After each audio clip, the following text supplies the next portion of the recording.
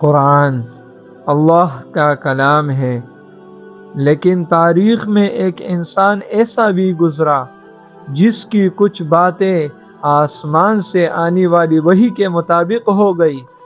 3 مرتبہ 3 الگ الگ موقع، اور ہر مرتبہ عمر بن الخطاب رضی اللہ تعالی عنہ کی رائے پر اللہ نے آیات نازل فرما دی۔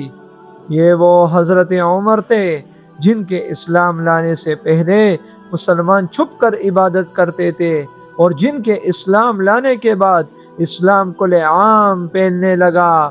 حضرت رسول اللہ صلی اللہ علیہ وسلم نے فرمایا، اگر میرے بعد کوئی نبی ہوتا تو عمر ہوتا۔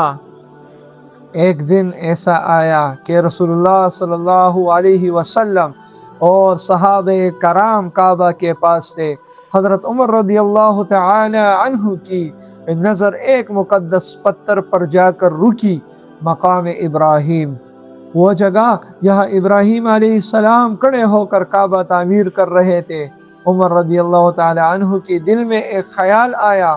انہوں نے عرض کی، یا رسول اللہ، کاش ہم مقام ابراہیم کو نماز کی جگہ بنا لے۔ رسول اللہ صلی اللہ علیہ وسلم نے اس وقت کچھ نہ کہا۔ پھر آسمان سے وحی نازل ہوئی کہ مقام ابراہیم کو نماز کی جگہ بنا لو۔ ایک صحابی کی تمنا اور اس کی تصدیق قرآن کی آیت سے۔ مدینہ میں حضرت عمر رضی اللہ تعالیٰ عنہ ایک بات محسوس کرتے تھے۔ رسول اللہ صلی اللہ علیہ وسلم کی ازواج مطہرات جب باہر نکلتی تو ہر قسم کے لوگ سامنے آتے۔ حضرت عمر رضی اللہ تعالی عنہ کو یہ بات گوارا نہیں تھی۔ ایک دن انہوں نے عرض کی، یا رسول اللہ، آپ کی ازواج کے لیے پردے کا حکم ہوتا تو بہتر ہوتا۔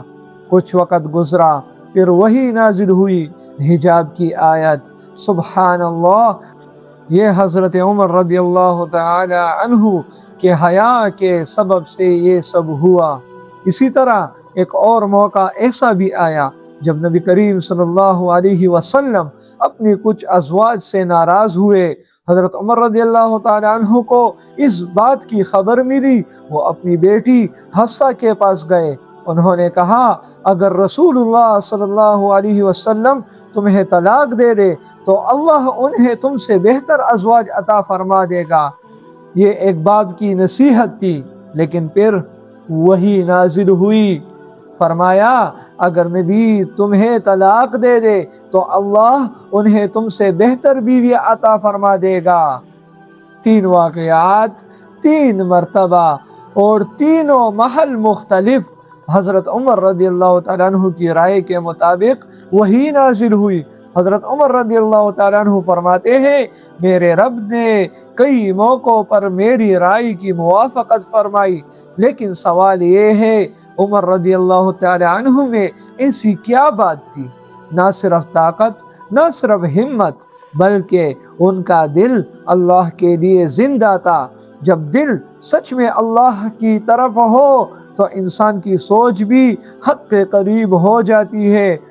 اللہ رب العزت ہمیں بھی اللہ کی طرف متوجہ فرمائے اور اس سے محبت عطا فرمائے۔ اگر آپ بھی عمر رضی اللہ تعالیٰ عنہ سے محبت کرتے ہیں تو اس ویڈیو کو شیئر ضرور کریں، لائک کریں اور سبسکرائب کریں۔ السلام علیکم ورحمۃ اللہ وبرکاتہ۔